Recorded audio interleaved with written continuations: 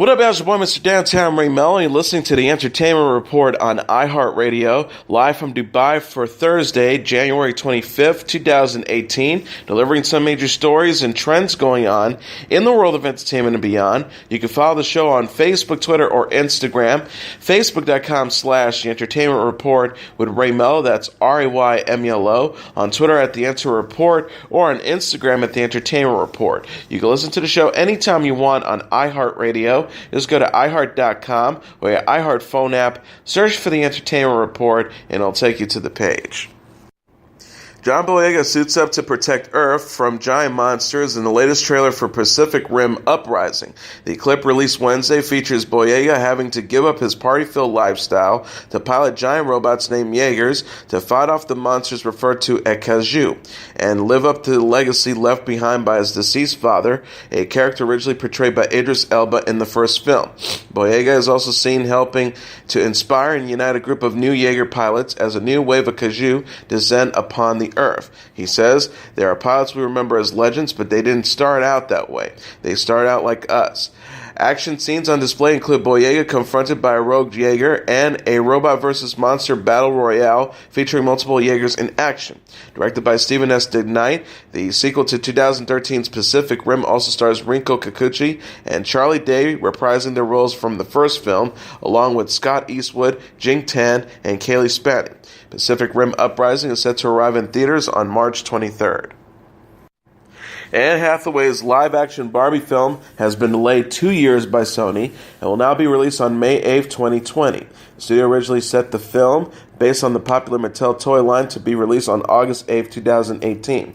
Hathaway stepped into the role after Amy Schumer dropped out of the project in March 2017 due to scheduling conflicts. The comedian responded to Hathaway's casting, calling the actress perfect for the role. The script, which will receive more work, follows a woman realizing that she doesn't fit into the perfect land of Barbies and journeys to the real world. The film is set to be directed by Althea Jones and is being produced by Amy Pascal, Walter F. Parks, and Laurie McDonald, with Mattel President and COO Richard Dixon executive producing. Sony also announced new dates for other upcoming films. Superfly will arrive on June 15th. Horror film Slender Man has been pushed back to August 24th. The Girl in the Spider's Web, starring Claire Foy, has been moved to November 9th. Holmes and Watson, starring Will Ferrell and John C. Reilly, has been delayed until December 21st, and an untitled animated project from directors Phil Lord and Chris Miller will open on February 7th, 2020. Meryl Streep has joined the female power ensemble Big Little Lies for Season 2.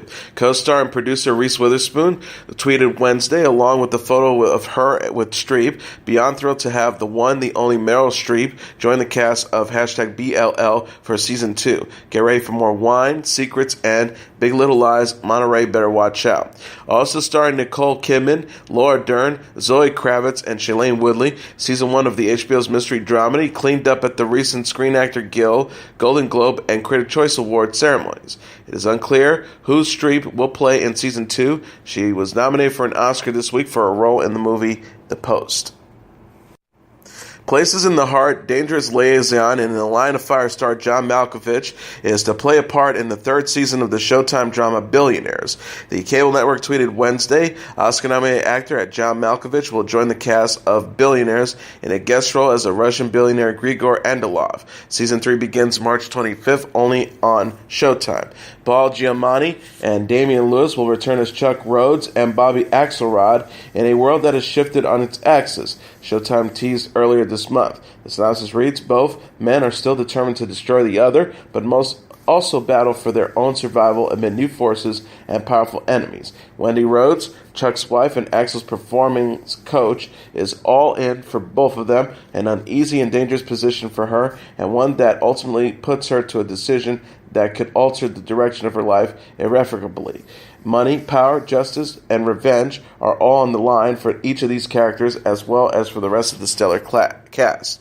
Rounding up the drama ensemble are Maggie Siff, Malin Eckerman, Toby Leonard Moore, David Constable, Condola Rashad, Asia Kate Dillon, and Jeffrey DeMunn. Actress and singer Zendaya is set to star in and produce TriStar Pictures' psychological thriller A White Lie. Monica Beletsky is writing the adaptation of Corinne Tanabe's novel The Gilded Years, which was inspired by the true story of Anita Hemmings, the first African-American woman to go to Vassar College. Hello Sunshine's Reese Witherspoon and Lauren Neustadter are producing the project, a news release said. Hannah Migleglia, the president of TriStar Pictures, said in a statement Wednesday, Monica, Zendaya, Lauren, and Reese have developed a bold and original approach to Anita's story that explores complex and timely themes in a way that is sure to thrill audiences. Neustadter added, we are so excited to make this movie alongside a dream team of extraordinary women who have inspired Reese and me from the moment we all came together. TriStar's passion for telling the story makes them the ideal partner for this project. Zendaya's credits include the films The Greatest Showman and Spider-Man Homecoming, as well as the TV series Shake It Up. Candice Bergen has signed on to reprise her iconic broadcast journalist character in a 13-episode revival of Murphy Brown. CBS announced Wednesday it's bringing back the Emmy-winning sitcom for the 2018-2019 broadcast season, with series creator Diane English once again serving as a writer-executive producer. No other casting has been announced yet. The show initially ran from 1988 to 1998. CBS News released a statement by saying, as its 30th anniversary approaches, Murphy Brown returns to a world of cable news, social media, fake news, and a very different political and cultural climate. Grey's Anatomy alum Kim Raver will return once again to the ABC series. The 48-year-old actress will reprise Dr. Teddy Altman in season 14 in the spring, according to Entertainment Weekly. TV Line describes Raver's return as a season-ending, multi-episode arc. Her character may pursue a romance with Dr. Owen Hunt, played by Kevin McKidd, although no plot details have been confirmed. Raver originally played Teddy in season 6 through 8 of the medical drama. She previously returned at the beginning of season 14, supporting Owen after the reappearance of his sister Megan, played by Abigail Spencer. Raver told TV Line in November that she's 100% jumped at the chance to rejoin the show as a series regular. The star said, I love being part of this company. I love working with series creator Shonda Rhimes. I love working with the cast. She also added, literally for me, it's definitely home. I feel fortunate enough to be able to go off and join other companies, but every time I come back to Grey's, it's really like being home. Grey's Anatomy stars Ellen Pompeo, Justin Chambers, and Chandra Wilson. Raver is also known for portraying Audrey Raines on 24 and presently plays Andrea Frost on the ABC series Designated Survivor. Crazy Ex-Girlfriend alum Santino Fontana has signed on to star in a stage musical version of the 1982 comedy film Tootsie, which featured Dustin Hoffman in the lead role. Scott Sanders Productions said Wednesday the world premiere of the show will play a pre-Broadway engagement this fall at Broadway in Chicago's Cadillac Palace Theater. It's scheduled to begin performances in New York in the spring of 2019. The musical tells the story of a talented but difficult actor who struggles to find work until an audacious, desperate stunt lands him the role of a lifetime. Additional casting and creative team members of Tootsie are expected to be announced at a later date. Fontana's Broadway credits include Rodgers and Hammerstein's Cinderella, Billy Elliot, Sunday in the Park with George, and Brighton Beach Memoirs. Teen Mom 2 star Caitlin Lowry is opting out of plastic surgery for now. The 25-year-old television personality said in a series of tweets Tuesday that she decided not to go through with a scheduled breast augmentation and liposuction in Miami, Florida. Larry wrote to her 1.3 million followers, I won't lie to y'all, I came to Miami for lipo and a boob job, but hours before my surgery I decided I didn't want to go through with it. She added, when I get home I'll use the money I was going to spend on surgery for a nutritionist and get back into working out. Damned if I do, and damn if I don't. Lowry's decision drew praise from co-stars Chelsea Huska and ex-husband Javi Marquand, whom she split in 2016 after nearly 3 years of marriage. Marquand said in an interview with E! News, I'm super proud of her for making that decision. I used to tell her all the time to do it naturally. Good for her. The reward will be greater in the end. Lowry and Marquand share 4-year-old Lincoln and appeared on friendly terms as of late.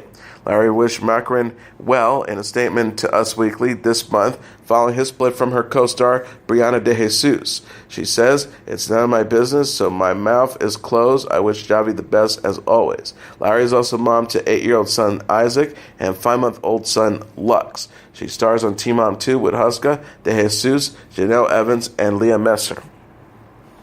Dad-to-be Aaron Paul says his daughter is due any minute now. The 38-year-old actor said on Tuesday's episode of Jimmy Kimmel Live that he is over the moon excited to welcome a baby girl with wife Lauren Paul. He told host Jimmy Kimmel, "I'm over the moon excited. I love babies. I've always loved babies." Paul said that he and Lauren hired a doula who will help the couple prepare for their daughter's arrival, assist Lauren during childbirth, and provide support after the baby is born. The star shared, "We got a doula. I had no idea what a doula was, but she's teaching us stuff." He joked, "She's like, first thing you need to do is never say the word relax and don't ever say the word breathe. She said that my wife would most likely hit me if I do." Paul and Lauren announced in September that they're expecting and later confirmed they're having a baby girl. The actor celebrated Lauren's pregnancy in a post on her birthday in December. He captioned a picture of the director, "Happiest of birthdays to this mother-to-be. Can't wait for this precious little baby girl to be in our arms, my love. What a gift you are to this planet. I love you through the stars and back. Enjoy the day." Paul is best known for playing Jesse Pinkman on Breaking Bad. He now portrays Eddie Lane on The Path and voices Todd Chavez on BoJack Horseman. Kay Middleton bundled up her baby bump during an official royal outing Wednesday in London. The pregnant 36-year-old Duchess of Cambridge, who's expecting her third child with Prince William, wore a floral print dress and pastel blue coat from the maternity brand Seraphine. Middleton visited the Institution of Psychiatry, Psychology, and Neuroscience at King's College London, where she was briefed on maternal mental health. Kensington Palace captioned a video of Middleton's arrival. The Duchess of Cambridge arrived at Kinglow PN, one of Europe's largest centers for neuroscience excellence, to learn more about the challenges and issues surrounding maternal mental health. People reported Middleton stopped by the Institute on-site laboratory to learn about its perinatal research before meeting with experts researching perinatal psychiatry. Professor Louise Howard said, according to E! News, she was interested in the fact that we looked at the whole range of issues, including PTSD and self-harm. She was interested in understanding the whole breadth of the issues and how to make people more robust. Middleton next visited the mother and baby unit at Bethlehem Royal Hospital in London. Kensington Palace said that the unit specialized in the treatments of antenatal and postnatal mental health issues, including postnatal depression and postpartum psychosis. Middleton confirmed in September that she's expecting again with Prince William and later announced the baby is due in April. The couple are already parents to 4-year-old Prince George and 2-year-old daughter Princess Charlotte. Luann de Lesseps is doing great after a 3-week stay in rehab. The 52-year-old Real Housewives of New York star reunited with her co-stars Tuesday after seeking treatment for alcohol abuse. She tweeted, "It's good to be home. I'm doing great. Spending time with friends and family. Thank you everyone for your continued good wishes and support." Ramona Singer shared a since-deleted photo with de Lesseps, Bethany Frankel, Darina Medley, Sonia Morgan, Carol Razawell, and Tinsley Mortimer at a dinner that night, according to People. Singer wrote, adding #reunited, the gang's all here. E! News reported that de Lesseps completed a 21-day program Sunday and has resumed filming The Real Housewives of New York. A source says she sounds amazing, very clear-headed. She's in a good space right now. De Lesseps checked into a rehab facility in December after she was arrested and charged with disorderly intoxication and battery on an officer. She is scheduled to return to court Thursday, January 25th. Sarah Hyland says she met boyfriend Wells Adams on Twitter. The 27-year-old actress shared details about her early romance with the 33-year-old Bachelorette alum while appearing on Tuesday's episode of Jimmy Kimmel Live. She told host Jimmy Kimmel, "We met through the internet. Have you seen those memes of slide into DMs? That he slid into my DMs." Hyland said she started following Adams after he saw him serve as a bartender on Bachelor in Paradise. Adams was a fan of Hyland's show Modern Family and struck up a conversation with the actress. Hyland recalled, "We had tweeted each other because I thought he was funny and he was a fan of the show." And she also added, I was single and I thought, this is really awesome. I was like, you're being very forward and it's sexy and not aggressive, but confident and sexy. She said, oh, Wells. Wells' message, he was like, next time I'm in LA, I'm taking you out for drinks and tacos. Hyland and Wells were first linked in October after celebrating Halloween together. The actress praised Adams in an Instagram post this month of thinking it's sexy when a woman speaks her mind. Bella Hadid handled a nip slip like a pro at the Haute Couture Week in Paris. The 21-year-old American model appeared to ignore the wardrobe malfunction while walking the runway at the Alexander Couture show Tuesday. Hadid, who wore a black bustier bodysuit, teal wrap, and embellished sunglasses to close Vautier's show, kept walking, the part of her left nipple exposed to the crowd. She didn't mention the incident in the later post. The star captioned a photo of her look. Thank you for letting me close another one of your beautiful shows at Alexander Vautier. You know how much I love you forever. Hadid wore a completely sheer top at the Alexander Vautier show in July, according to MTV UK. She suffered a double nip slip while walking the runway at Victoria's Secret's fashion show in November. Fans and celebrities, including Brian Wilson, Barry Manilow, and Reba McEntire, have shown their support for Neil Diamond on social media after the singer announced on Monday that he has been diagnosed with Parkinson's disease. The music icon is retiring from touring to get treatment. Diamond was in the midst of the 50th anniversary tour, with remaining dates in Australia and New Zealand getting cancelled. He said in a statement at the time, "It is with great reluctance and disappointment that I announced my retirement from concert touring. I've been so honored to bring my shows to the public for the past 50 years. My sincerest apologies to everyone who purchased tickets and were planning to come to the upcoming shows." Diamond on social media Tuesday thanked everyone for their support in response to a tweet from his wife, Katie Diamond, who said fans in Australia and New Zealand were donating their ticket refunds to Parkinson's research and other charities.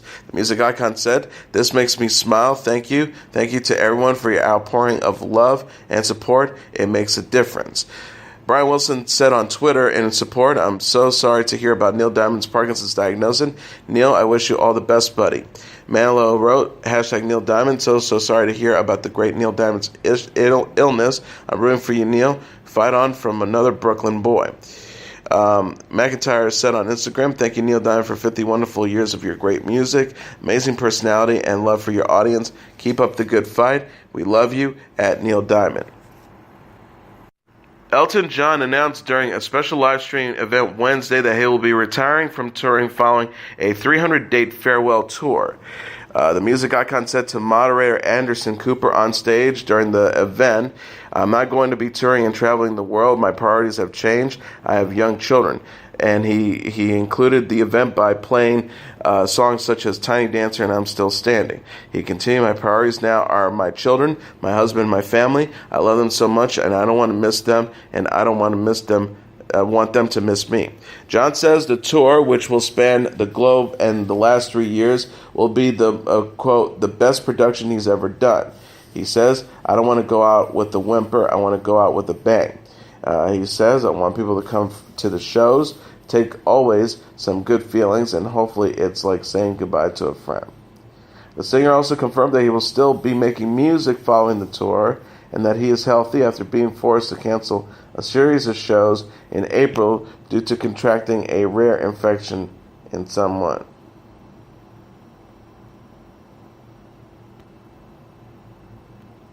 Christina Aguilera says her new album is on the way. The 37-year-old singer gave an update on her 8th studio release in an Instagram Stories post Monday after a fan left a message on her Hollywood Walk of Fame star. She wrote in response to a person asking, "Dear Christina Aguilera, when is the new album coming out?" with strategically placed notes on the plaque. And she responded by writing, "It's coming." Aguilera had teased her return in November by tagging filmmaker Luke Gifford in an Instagram post, writing, "New thing on the horizon." She shared another post with Gifford last week, captioning it with 2 black heart emojis. Aguilera released the album Loitus in November 2012 and followed up with the singles Remain and Say Something the next year. She told Entertainment Tonight in 2016 that she's working on multiple albums. She shared one being a follow-up to my debut album and a few solo projects with some incredible producers. She added, "I'm super excited. I'm more inspired than I've been in a really long time. It's a really exciting time for me." Here are the top 10 songs on the Billboard Hot 100 singles charts for the week of January 27th. Number 10, The Migos, Nicki Minaj, and Cardi B with Motorsport. Number 9, Sam Smith with Too Good at Goodbyes. Number 8, Dua Lipa with New Rules. Number 7, G-Eazy featuring A$AP Rocky and Cardi B, No Limit. Number 6, Imagine Dragons with Thunder. Number 5, Halsey with Bad at Love. Number 4, Bruno Mars and Cardi B with Finesse. Number 3, Rockstar, Post Malone featuring 21 Savage with Rockstar. Number 2, Ed Sheeran with Perfect. And the number 1 song on the Billboard Hot 100 singles charts for the week of January 27th, Camila Cabello featuring Young Thug with Havana.